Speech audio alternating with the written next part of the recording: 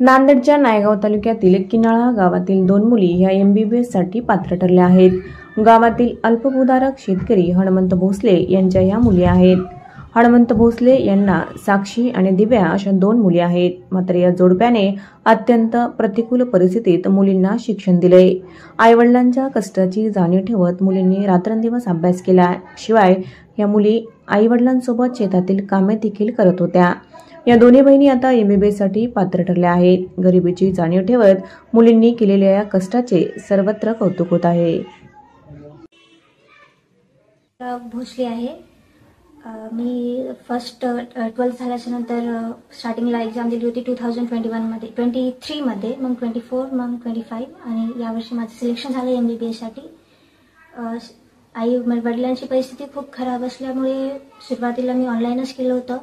तसं तर ऑनलाईन पण चांगलंच होतं, पण तेवढं जास्त जमलं नाही. मग नंतर एक लास्ट वेळेस ऑफलाईनच जाऊन बघू म्हणून 1 वर्ष मी RCCला केलं होतं आणि तिथलं एज्युकेशन खूप छान होतं. टीचर्सनी खूप सपोर्ट दिला. म्हणजे स्टार्टिंगला तर तिथं गेलं तेव्हा कॉन्फिडन्स बिलकुल नव्हतं, पण टीचर्सच्या सपोर्टमुळं आणि तिथल्या छान एज्युकेशनमुळं यावर्षी सिलेक्शन झालं आहे. 11वी मध्ये मी ऑनलाईनच केलं होतं, कारण नांदेडकर जायची आमची परिस्थिती नव्हती. मग 12वी मध्ये आम्ही नांदेडला गेलो. तिथे RCC मध्ये आम्हाला खूप छान शिकवण्यात आलं आणि माझी दीदी पण पहिल्यापासूनच नीटची परीक्षा देत होती, म्हणून तिने पण मला खूप सपोर्ट केला, मार्गदर्शन दिलं. त्यामुळे माझं फर्स्ट अटेम्प्ट मध्ये GMC चंद्रपूरला सिलेक्शन झालं. माझं नाव सुनीता हनुमंतराव भोसले.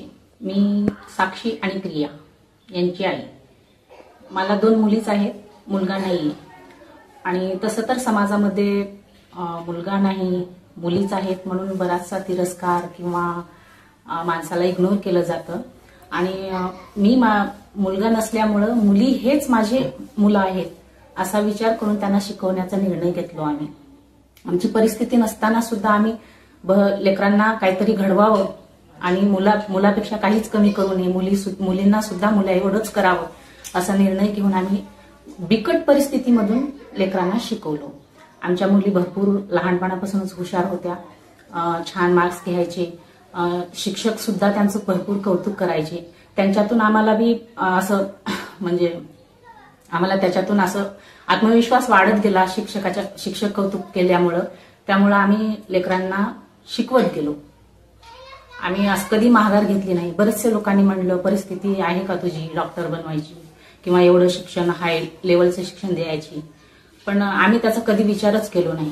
म्हणलो आम्ही कष्टातून काहीही करू, पण लेकरं घडवू असा आत्मविश्वास बाळगून आम्ही आमच्या लेकरांना आतापर्यंत शिकवत आलो आणि बरचसा संघर्ष केलो. बऱ्याचशा बिकट परिस्थितीमधून आम्ही लेकरांना साथ दिली आणि आज आमच्या मुली घडल्या. मुली आम्ही सुरूला नायगावला इंग्लिश स्कूलला ठेवल्या असताना आम्हाला बरेच लोकांनी म्हणले की बाबा याच्यानं काय होऊ शकते, आम्ही अल्पभूधारक शेतकरी आहोत, आम्हाला 2 एकर शेत आहे, याच्यानं काय शिक्षण इंग्लिश स्कूलचं होऊ शकते असे बरेच लोकांनी आम्हाला म्हणले. पण आम्ही तिला न मानता आम्ही कष्टातून गरिबीतून तिला शिक्षण इंग्लिश स्कूलचं दिल्यामुळे आज लेकरे आमचे शिक्षण पूर्ण केले. आज MBBSला लागल्यामुळे आम्हाला अभिमानाची गोष्ट आहे.